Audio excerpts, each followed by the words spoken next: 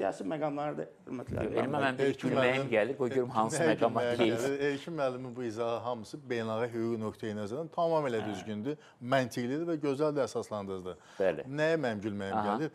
Olmayan bir beynəlxalq hüquq fonunda biz məsələyə qiymət veririk. Məsələn, 2003-cü ildə mart ayının 19-dan 20-sinə keçən gecə heç olmasa yalandan da olsa ondan qabaq da BMT Təhlükəsizlik Şurasının müzakirələr gedirdi ki, çünki beynəlxalq hüquq bunu tələb eləyirdi.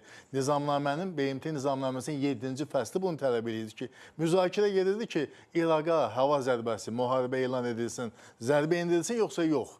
Hətta o zaman 14-41 saylı bir qətnamə də var idi ki, demək, hansı ki, müharibənin başlaması imkan vermirdi. Əməlli başlı hüquqi prosedurlar gedirdi. İndi haqqında bəhs edilən vaxt hadisə ilə bağlı, İrana hücumla bağlı heç BMT Təhlükəsizlik Şurasından söz soruşan olmayıb. Heç Amerika Senatından, Kongresindən də söz soruşan olmayıb. Yəni biz beynəlxalq hüquq artıq çoxdan pozulub. Bax, elə bizim öz konfliktimizlə bağlı, Ermənistan-Azərbaycan münaqişəsindən bağlı. Yox, aydındır pozulub. Amma doğrudan da sabah Amerika desə ki, mən neyini vermədi də Qətər və yaxud da... Yox, mən onu deyirəm. Nə olacaq? BMT-nin nizamnaməsinin 25-ci maddəsi. O məşhur anekdotdakı gün biabır olacaq. Yazıca gəlir. BMT nizamnaməsinin 25-ci maddəsi aydın mətndən yazılıb ki, BMT Təhlükəsizlik Şurasının qəbul etdiyi qətnamə icrası icbaridir, məcburidir, etməlisən. Ya bunu qəbul etmə, etmirsənsə icra elə. 4 qətnamə heç baxan var idi. Yəni, aydındır, o hissəsi aydındır. Amma indi bax bu dəqiqə... İndi o niyə görə bu baş verir? O niyə o 300 milyardı kim verəcək və mən niyə verirəm? Trump burada heç nə uduzmadı. Yox, bir şey var da 300 milyard məsələsi yoxdur. Region ölkənin, Fars körfəzinin ərəb dövlətlərindən söhbət gedir. 6 liq ölkələrindən söhbət gedir.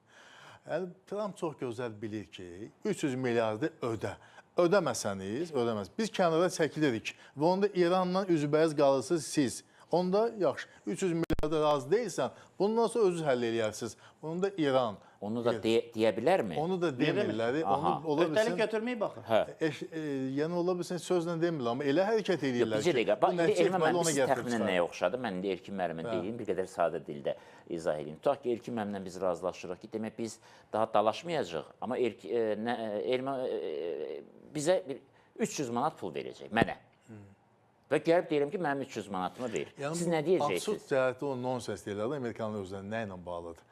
Yəni, Fars körfəzi ərəb dövlətləri İranı dağıtmayıb, infrastrukturunu məhv eləməyib. Eləyən abuşdur. Yox, sizin heç xəbəriniz yoxdur. Yox, Amerika Birləşmiş Ştatlarıdır. Baxın, indi Sahib müəllim verilişdə yoxdur da, Naxçıvanda öz üçün iclasdadır. Biz üçümüz qərarlaşırıq ki, Sahib müəllim mənim büdcəmə 300 manat pul ödəyəcək. Və mən yığıb deyirəm ki, biz belə qərarlaşmış. Adam deməz ki, mən yox idim orada. Mənim əvəzim. Bu anlaşır, anlayıram bunu. Yəni, bu məqam. 300 milyardı verə biləcək dövlətlər fərqindədir ki, İranla üzbəyiz qalsalar və 300 milyardı verməsələr, 300 milyard yox, 5 dəfə ondan artıq fəlakətlə üzə qala bilərlər. Daha böyük ziyana düçar ola bilərlər. Onda onu verəndən sonra Amerikaya yenə pul verəcəkmi? Kim? Silahına, həmən o ölkələr.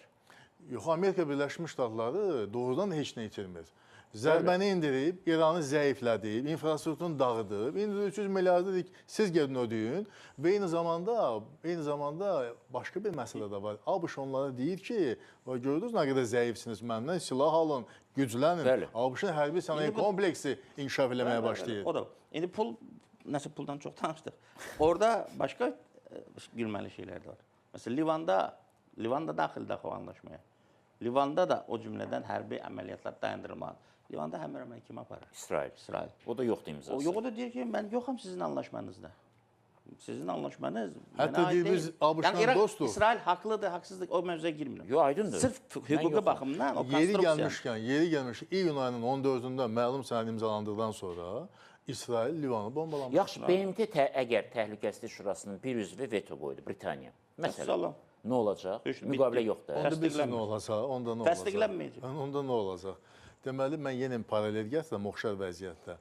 2003-cü il İraqı bombalayanda həmin hətta Jacques Chirac vetonun hədələdi, nəinki Rusiya və Çin, hətta Jacques Chirac hədələdi ki, veto qoyacaq. Belə olan vəziyyətdə Amerika Birləşmiş Ştatları bombaladı və məsələni Təhlükəsizlik Şurasının müzakirəsindən çıxarmadı. Söyləyəndə niyə çıxarmadınız? Dedi, kollegalarımızın sifətini, simasını qoyub saxlamaq istədim. Çünki onlar veto qoyandan sonra mən müharibəyə başlayacaqdım.